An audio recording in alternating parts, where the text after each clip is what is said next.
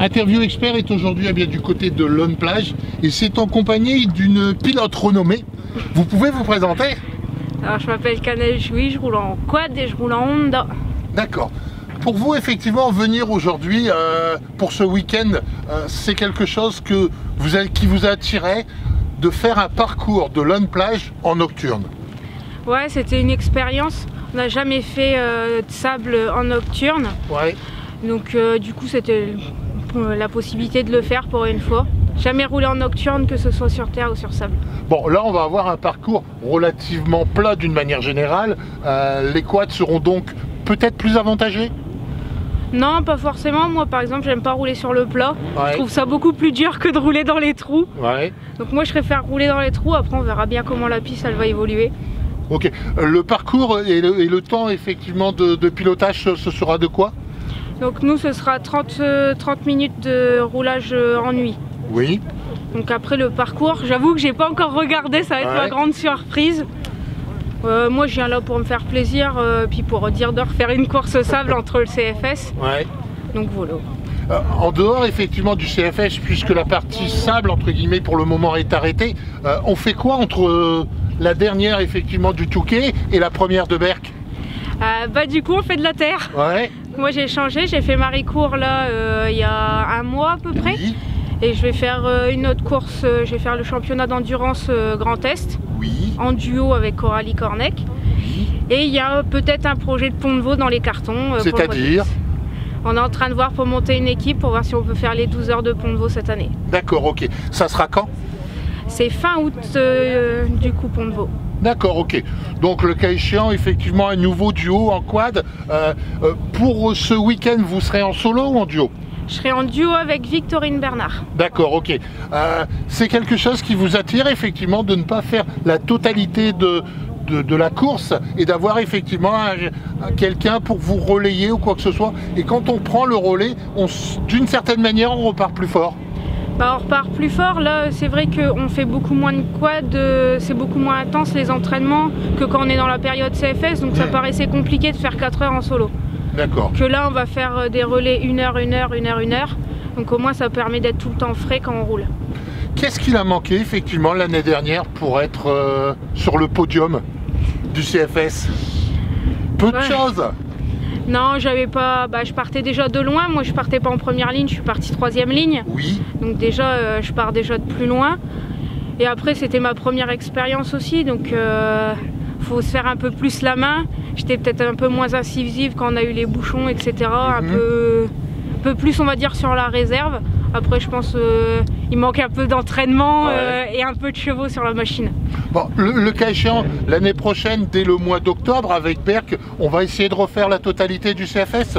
Je vais essayer, si j'arrive à trouver des sponsors, de faire la totalité du CFS l'année prochaine. D'une manière générale, parlons sponsor, parlons argent, franchement, il vous manque combien pour faire la totalité? Honnêtement, il me manque le prix de mon moteur, quoi. Donc c'est 4 000 €. D'accord. Donc là, pour l'instant, il me faut un moteur neuf pour faire le CFS en entier. Donc, parce que bon, les courses, elles ont déjà augmenté pas mal. On est quasiment sur 1 500 € d'engagement, plus les déplacements, les logements, etc. Donc on est sur un CFS qui coûte maintenant très cher. Donc limite, on a autant de budget pour la machine que pour les déplacements et les engagements, quoi. Cela veut dire d'une manière générale que pour pouvoir effectivement faire la totalité du CFS, financièrement, ça devient de plus en plus difficile par rapport au nombre d'années passantes? Ouais, ça devient de plus en plus compliqué. Bah, tout est plus cher, les entraînements à Lone Plage ils sont plus chers, le gasoil est plus cher. Donc ouais, ça devient attendu. D'accord, ok. Bon, le cas échéant, je vous propose de retrouver, pourquoi pas, la personne qui va nous organiser, eh bien oui, un week-end exceptionnel. Nous allons avoir Monsieur Marc Darcourt. Monsieur Marc va venir nous rejoindre à nos côtés, juste avant, effectivement, qu'il aille démarrer et mettre l'éclairage sur la totalité de ce parcours. Monsieur Marc Darcourt, bonjour. Voilà. Bonjour. Alors, comment ça s'est passé, effectivement, organiser une manifestation telle que celle-là? C'est une première. On réagit comment quand on sait l'investissement que vous avez pu apporter pour effectivement organiser cette manifestation qui est, on peut le dire, unique? Bah réagir. On a eu l'idée il y a 1 an et demi de faire le nocturne, on en a parlé un peu. Les pilotes de quad demandaient depuis 2 ans assez fortement pour avoir une épreuve de 12 heures. Bon, ça les a pas plus branchés que ça apparemment, mais ils réclamaient ça depuis un moment. Ouais. Et l'épreuve nocturne, on essaye, tu sais, nous on n'est pas au CFS, on est des petites courses à part, donc on essaye toujours de faire des choses un peu différentes, que ce soit des courses en duo, que ce soit des courses avec des champions du monde, ou bah là on se dit on va faire un nocturne dans le sable, ça n'existe pas, donc on va faire ça, et c'est ce qu'on a mis en place. C'est vrai que c'est un travail auquel on s'attendait pas forcément, la complexité du budget déjà qui est énorme, la complexité à mettre en place, à trouver autant de mâts, enfin c'est beaucoup de choses, beaucoup de travail. C'est une organisation que vous avez mis en place, que vous avez préparée depuis combien de temps? Ouais, depuis 5-6 mois. Ouais, c'est ça, un peu plus, ouais, depuis septembre l'an passé. Ouais, d'accord. Parce qu'il ne faut pas oublier que pour pouvoir éclairer la totalité du parcours, qui fait combien? 3 km. D'accord, ok. Vous avez combien de mâts d'éclairage? On est à peu près entre 60 et 70 mâts, parce qu'il y a aussi au départ et au ravitaillement. Oui. Et aussi pour les parcs, pour les spectateurs, etc. Donc sur la piste en elle-même, je crois qu'on est à 57 ou 58. D'accord. Mais on a été les chercher où? Bah écoute, entre Loxam, Salty, ils ont été en chercher, je crois le plus loin qu'ils ont dû aller c'est jusqu'au Havre. D'accord, ok. On peut dévaliser la région sur les éclairages. Il ne faut pas oublier effectivement que nous sommes vendredi soir, cela commencera samedi dans un premier temps avec effectivement les quads, les vétérans, les duos et les solos. C'est un peu ça. Et les vintage. Et les vintage.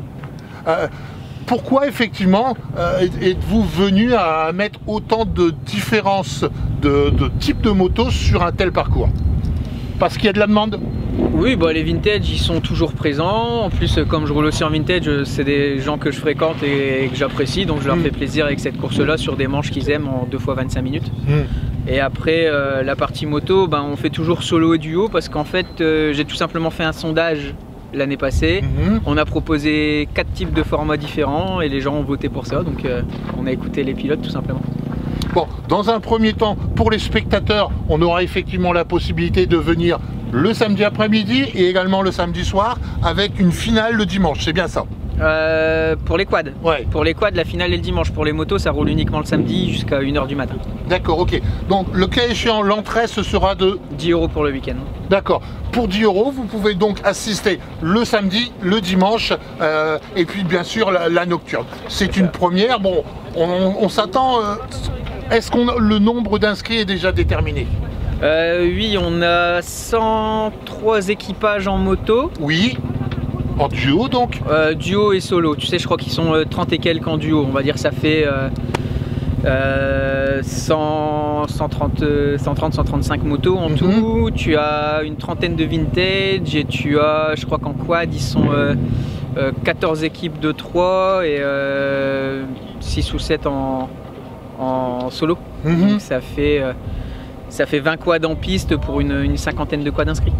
Le cas échéant, nous sommes vendredi soir, les contrôles techniques sont en train d'être réalisés en ce moment.